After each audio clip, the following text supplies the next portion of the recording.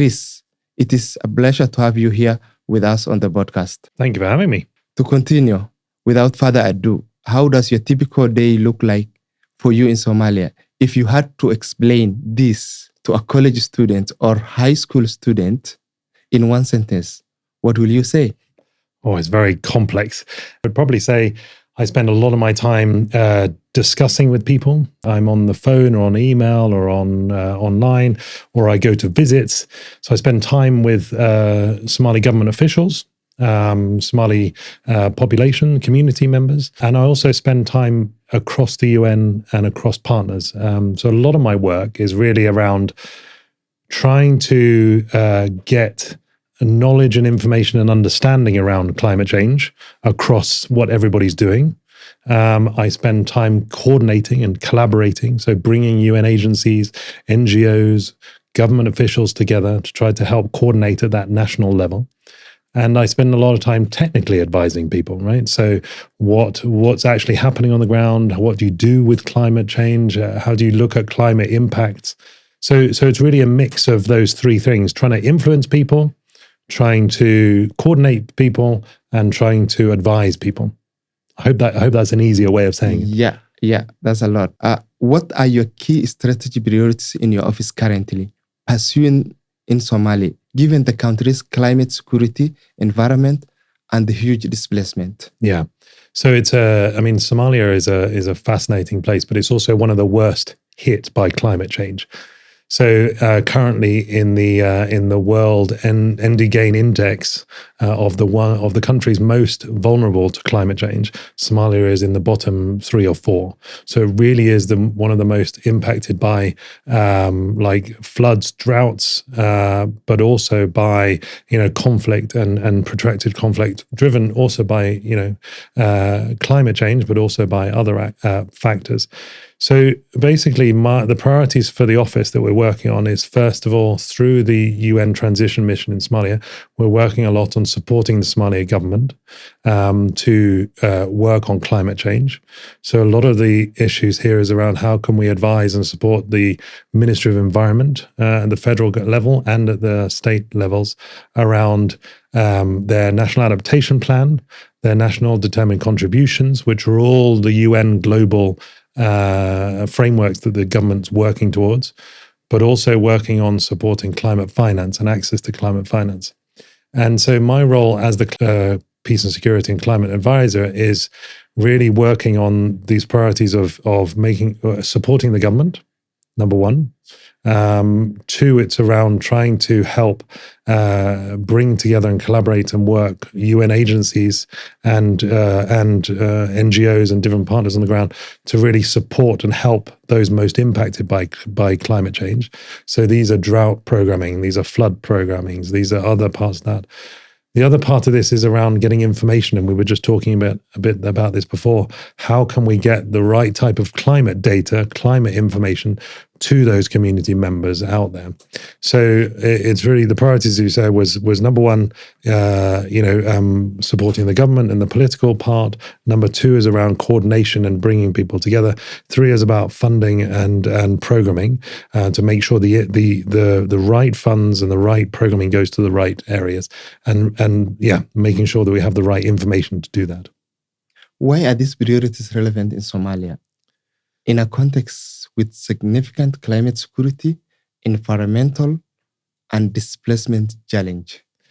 Yeah, like I was saying, so in the bottom 10 of the worst impacted by climate change, we're seeing now, we've seen a quadrupling of climate impacts in the last 10 years than we saw in the 10 years previously to 1990, right? So we can see that the number of climate impacts or shocks, so floods, droughts, other things, is increasing by 4 times. So, and our projection is that actually this is going to increase quite considerably over the next 20, 30 years. If you and your listeners were to look at the climate vulnerability or climate risk assessments that have been done in Somalia, you can see that by 2080, there's going to be some significant impacts of climate change on Somalia and its environment. So that's why it's really important that we try to look now of how do we bend the curve to what the science is showing in 2080. And when we talk about the science is saying that we're going to have, probably a close to a 3-degree level rise in temperature by 2080. We're going to be seeing at least about a meter or 2 meters rise in sea levels. We're going to see increases in heat across the country. So there's going to be increased heat-related deaths. We're going to be seeing large displacement due to conflict, but also because of climate. And I know we'll come to that in a minute. But also we're seeing this increase in competition over resources because there's less and less resources available. And that's why it's really important that we focus on this issue of climate, peace and security in Somalia. Somalia is a complex in terms of aid and the development landscape. Working with both state and non-state actors, how do you coordinate this? It's tough. It is. So I think what we try to do is work through both formal and informal mechanisms. So I think, the government has just released its national transformation plan, and under that, climate resilience is the fourth pillar. It's a really important pillar for the government.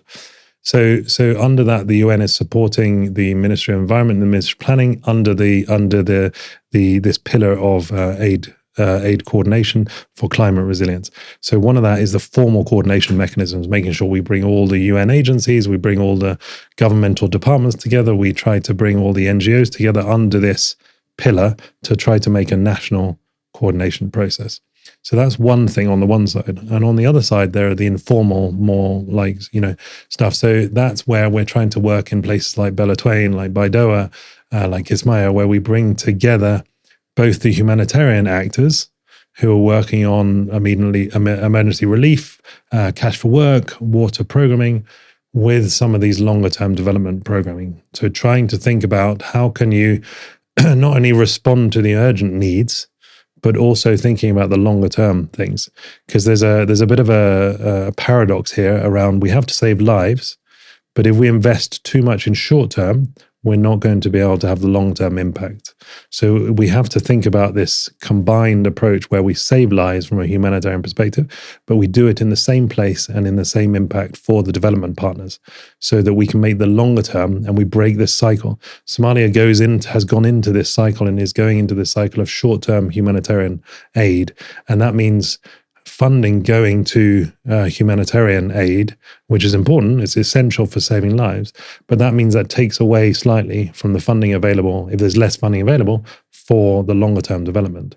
And what we need to do is invest in long-term ecosystems rehabilitation, as well as life-saving processes. You mentioned Beledweyne. Of course, as someone who follows displacement, Beledweyne is an area of interest.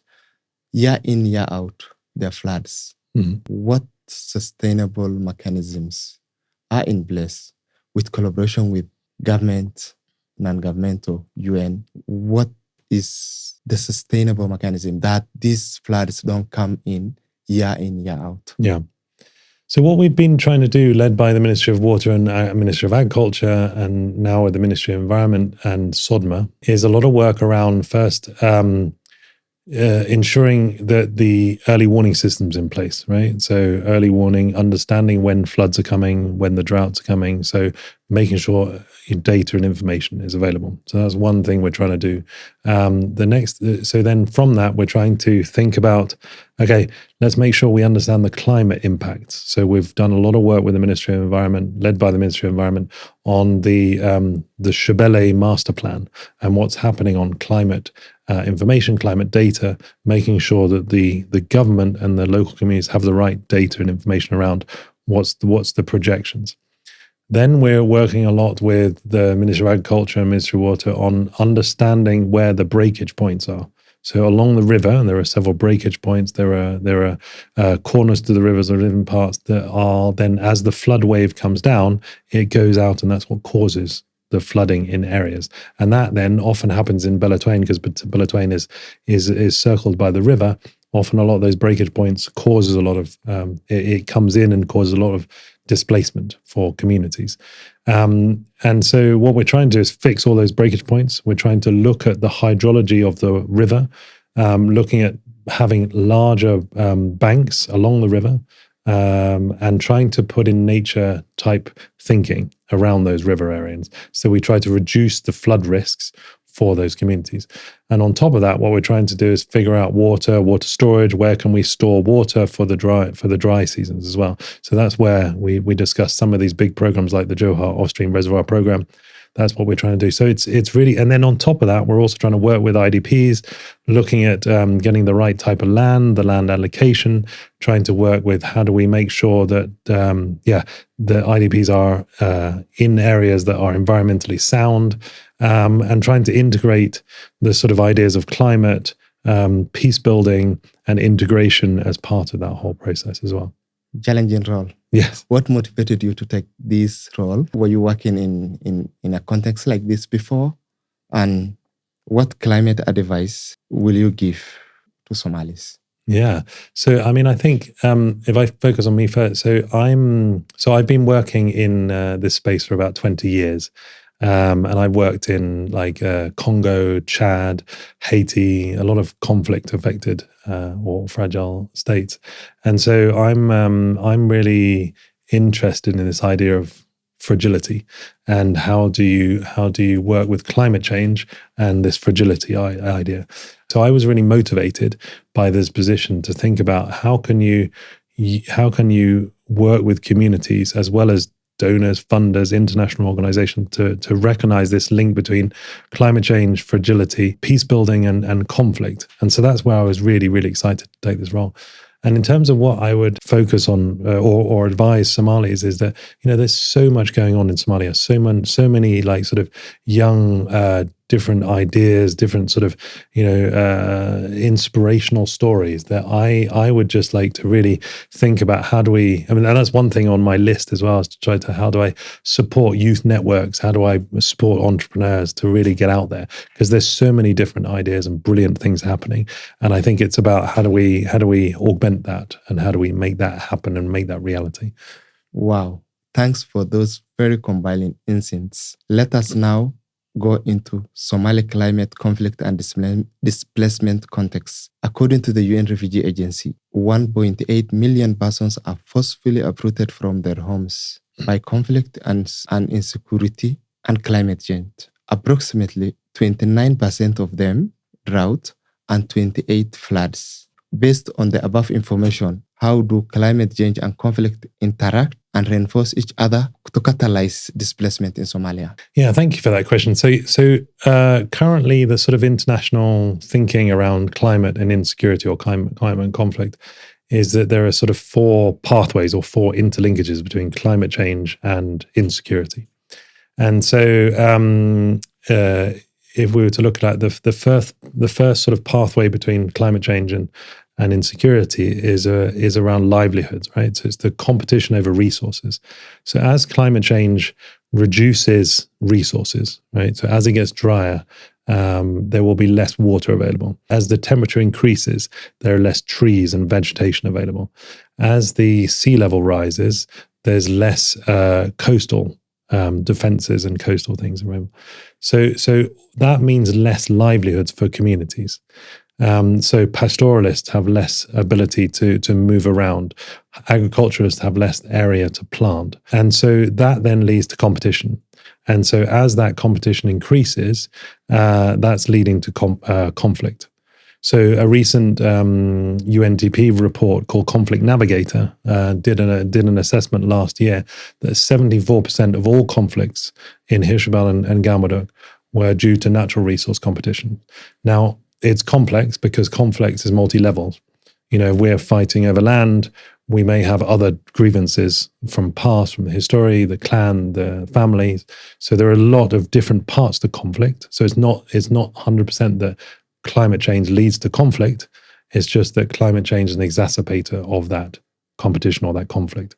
So we would never say there's a direct link between climate change and conflict. We would say that climate change is a driver or a threat multiplier, or it just drives the competition and the conflict. But it's not a direct link. So that's the first pathway. The second pathway is around how climate change leads to displacement. So as you see more and more floods, and like I was saying, we're seeing more and more floods happening every year now. almost in Somalia. That's leading to more and more people having to move. And as they move, they are moving on to land of other people. They're having to get other jobs, other livelihoods. And that's then causing competition over resources, increasing that conflict. Equally, that's spilling over to international, regional, right? So people are having to move more regionally. There's more migration or international migration. That's then causing further conflicts between countries as well and regionally. So that causes instability as well. And then the third part that we talk about is that how climate change leads to armed actors, such as Al-Shabaab or ISIS or other organizations out there. And as instability happens, armed actors are able to fill the gap of legitimacy. They can provide services at that local level, right? If you and I are competing over a land or a chicken, right? Al-Shabaab can quickly come in and say, okay, you're right, I'm wrong, right? And so then they can provide... they have their own kind of judgment. Yes, they have their own judgment. And so that ability to provide the environmental governance or that swift judgment means that allows them to have more legitimacy, right? And so what we're trying to do is how do you support the government and the clan traditional systems to have much more legitimacy over that Al-Shabaab can't come in to do that, right? So that's something which is really important that we're trying to figure out as well. Globally, land is a very controversial and people fight over it. Yes. So exactly. Much so in Somalia, yeah. Particularly in the IDBs I visited in Somalia. Mostly when they establish these forces, call them militia, sometimes even regional states who act as a gatekeepers, who want to take this land or ask aid workers some kind of money for the land. How do these challenges are overcome or trying the UN peace system is trying to protect? I mean, it's incredibly complicated. I mean, and you said, it's not my area of expertise. However, I would think that land is one of the big issues. How do you get ownership and legitimacy over land? And so I think some of this is as we were talking a bit before, like you have the official government top-down process of land, but then you also have this bottom-up community, clan, elders way of land. And I think there has to be some sort of management system between the two to make sure that there is there's a fair distribution of land and long-term management of land as well, because that's what you say, like, it happens all the time when there's an IDP site and then that the land rules can change over several years. So I think a lot of that we need to have much more formal systems in place. Could we now link the global aid cuts or the global aid shrink and its impact on climate security, peacebuilding and localization initiative in Somalia? To start with, global aid cuts have hit Somali hard. How is this affecting climate funding in such a challenging environment? Yeah, I mean, we were already before these aid cuts. I think we were already in a very challenging situation, but I think now we're in a quite precarious. So we've seen up to 20%, 30% cuts in a lot of areas, and so far in the climate space, I think that there is still some possibilities, and the vertical climate funds like GCF, GEF, and others are still committing this year to funding. But I think that there's a delay as the bilateral donors are changing. I think that those climate funds will also be impacted going forward, but we still haven't seen those yet. But I think that there's a lot of challenges around how bilateral donors were doing a whole load of work on the aid systems, especially on the humanitarian side, but equally some of these big programs on development climate resilience. But I think that there's also opportunities in this. So there are also spaces for non-traditional donors to step up, which I think we're already seeing. I think that there's also an opportunity to relook at different types of interventions. So specifically, we can work more closely with communities and traditional knowledge to try to implement things like nature and nature programming that are less concrete, less expensive, and are actually more sustainable from an environmental perspective.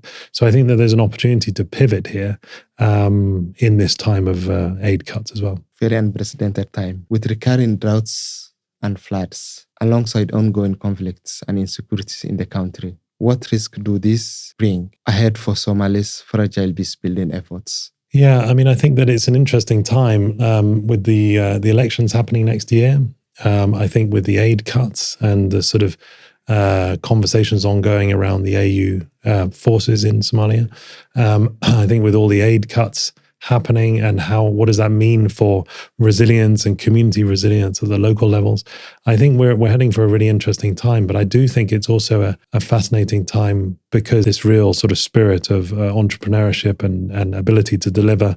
And, you can see in Mogadishu the big building, expansion going on. I think the increase in the private sector is quite big.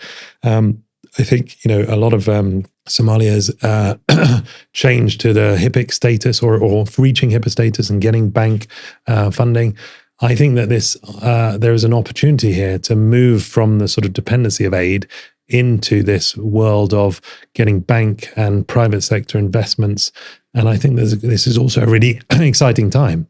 So I think there's a lot of opportunities coming forward as well. In the ID space, there's huge conversation going on localization. What does it mean for you working with community-led organizations, grassroots organizations, civil societies, women-led organizations, displaced-led organizations in Somalia? Yeah. I think it's absolutely essential. And I think that we have to, it's really hard. It's a bit around how do you do state building? And so you have to also, support the government and the state level infrastructures.